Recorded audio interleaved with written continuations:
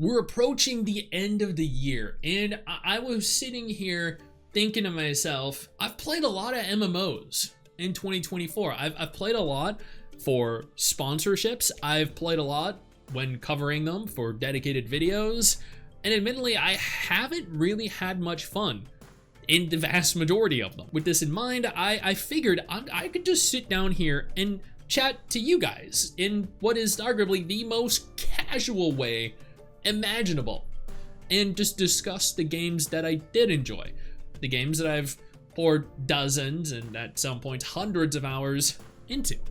MMOs specifically.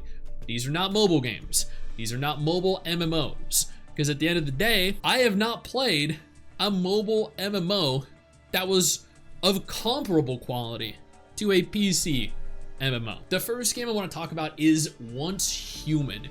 This was probably one of the few MMOs that released this year that actually did really well. One of the few even like multiplayer games that released this year that did really well. The first Descendant, I think, and Once Human were like battling it out very ardently, and both ended up averaging hundreds of thousands of concurrent players, and that was warranted. Both of these games were really good. Once Human was an MMO that was kind of like an amalgamation of MMO and survival, building, horror, and it was really fun.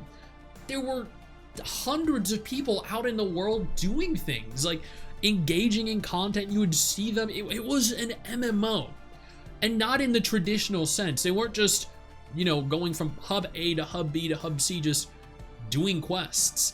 No, they were out there building, they were out there farming. Yeah, they were also doing the main quests, the side quests, they were shooting zombies. Like, there were so many things that they were doing together and by themselves. This was a game that I got to play with some of the community. This was a game that I got to play with my wife, Mrs. STIX, and actually enjoy. A new game at that. The majority of MMOs that we end up playing or replaying are games that have existed for years already. This right here was one of the MMOs that genuinely surprised us. Having played Grand Saga and having been disappointed with Grand Saga, having played Throne and Liberty and having been disappointed with Throne and Liberty. Once Human, I think the only MMO release of 2024 that we really, really enjoyed. Wow. As in World of Warcraft, not an exclamation of excitement or surprise. Wow. World of Warcraft was probably the MMO that we spent the most time in. The brand new expansion, The War Within, was really freaking good. Like, we loved Dragonflight. Dragonflight was a significant improvement over Shadowlands, over the previous expansions before it. The War Within was a ton of fun. Great dungeons, great world, great experiences, beautiful environments, really fun raids. There wasn't, I feel like there wasn't really anything in the entirety of the expansion that Mrs. STIX really disliked, and we really enjoyed the delves. Dude, being able to do delves cooperatively with just the two of us, me going in as a Fury Warrior or swapping to Prot for the higher tier delves like 8 or 9, where we'd have to fight a boss or a group of enemies that would overwhelm us if I was in my Fury spec, because I'm a warrior, man. Being able to just go in as Disc Priest and Fury or Prot Warrior and being capable of clearing the entire thing, just the two of us, or with an entire party of friends, that was so much fun. And having that gear actually be good, like genuinely good, I don't know, man, that was an experience and a half. Having an alternate means with which to actually obtain gear, equipment that you could use competitively was something that I hope they continue to invest in, because this was a phenomenal form of progression. Having the option for doing Mythic Plus dungeons, delves, or raids, not being forced into one specific kind of content that you don't necessarily like. Before we go any further, let me take a moment here to thank my incredible patrons over on Patreon and my YouTube channel members who allow for me to continue to do dedicated videos like this every single day. You guys are phenomenal, and I can't thank you all enough for the support. Now let's keep talking. Then we have Final Fantasy XIV. Mrs. STIX and I, man, like we are huge Final Fantasy XIV fans. We loved A Realm Reborn, you know, the story was very drawn out. We loved Heavensward, we loved Shadowbringers. Neither of us really liked Stormblood. We both loved Endwalker.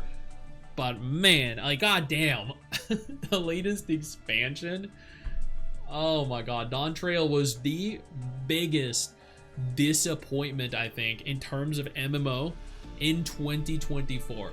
Like, we were playing Final Fantasy XIV leading up to the release of the expansion, and we were having a ton of fun, which is the only reason I'm including it here in this list. And then Dawn Trail hit, and then we're just overcome with disappointment. And I don't think it's even necessarily for the same reason that some people were having. I think it's just due to the fact that all around it was just kind of boring. Like, the characters weren't engaging, the story was kind of boring, the world was kind of samey, you know, like, just, it felt like a vastly inferior, very toned down side story. And that is not what Final Fantasy XIV is known for. Final Fantasy XIV is known for its gripping narrative. That is the exact opposite in Dragonflight. And don't get me wrong, Dragonflight is not a bad expansion, it's just a really boring, and therefore it is not something that neither MRSSSTIX or I even finished. We played it for dozens of hours and gave up just purely out of sheer and utter bored. A game that we did not give up, well, okay, yeah, we did, but a game we actually were ultimately surprised with was the Elder Scrolls Online. See, we've gone back and forth, I think, numerous times with ESO, and the combat, it kills me with how slow and arduous the combat is. But even so, like, even being overcome with just, I don't even want to say boredom, but just, I don't know, what feels like an arduous process to get through the combat, like, minus the combat, the exploration and the zone stories and everything were just so much fun. We were paid to do 2 sponsored videos for the game over the course of the last, I think it was like 7-8 months, and we were given access to like the expansions or the DLCs, and we just jumped right into them, which is one of the coolest aspects, by the way. You know, you don't need to play through 500 hours worth of story to play the newest DLC or the newest expansion. You can just jump right in. So we did. We jumped right in. New areas, new world, new monsters, new zone stories, and it was so much fun. Running around with the new class, exploring cool new things, fighting like zone bosses that just absolutely fucked us up. That was really freaking fun. This right here was probably the longest we have ever played the Elder Scrolls Online. And that is just because at the end of the day, it was fun. It was freaking fun. Not the combat. The combat is still horseshit. But other than the combat, everything else about this was just so much fun. And finally, Star Wars: The Old Republic. I actually did a video on Star Wars. I think it was like, 5-6 months ago. It got over 100,000 views. And honestly, after seeing how positively received it was, I kind of decided, you know what? I'm going to go back into the Old Republic. It was MRSSSTIX's favorite MMO years ago, like before she met me. So I decided to go back in, and I was reminded first of how irritating its combat is. But other than that, how well designed the world is, how beautiful and incredibly well told the stories are, and the class stories. And this right here is, like, I know people, they hype Final Fantasy XIV up by saying, you know, it is the best told narrative in the MMO genre. But let me tell you, Star Wars: The Old Republic would give it a run for its money.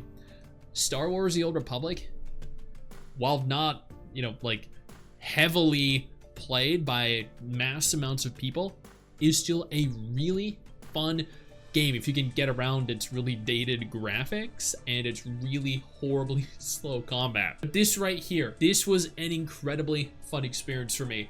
And I think going into 2025, I might dedicate more time to it just so I can kind of see, like, what makes it so special. And given how many major expansions there are, I'm curious if it continues to improve, because it is already, from a narrative perspective, very good. And that is it. Out of all the MMOs I played this year, those are my, I think there were my 5 total favorite best MMOs of 2024. I know there are probably so many of you that are like, but what about Black Desert Online? Black Desert is one of the best MMOs. What about Guild Wars 2? Guild Wars 2 is the best MMO. What about... I know. Black Desert, fun game. Guild Wars 2, fun game. Neither of them, though, I enjoyed this year. And this list is about the MMOs that I found to be the best in this year. And the MMOs that I found to be the best were the ones that I invested the most time into, which are these 5 right here. And that doesn't make other MMOs inherently bad. It just means that I didn't really feel the innate need to play them. That's it.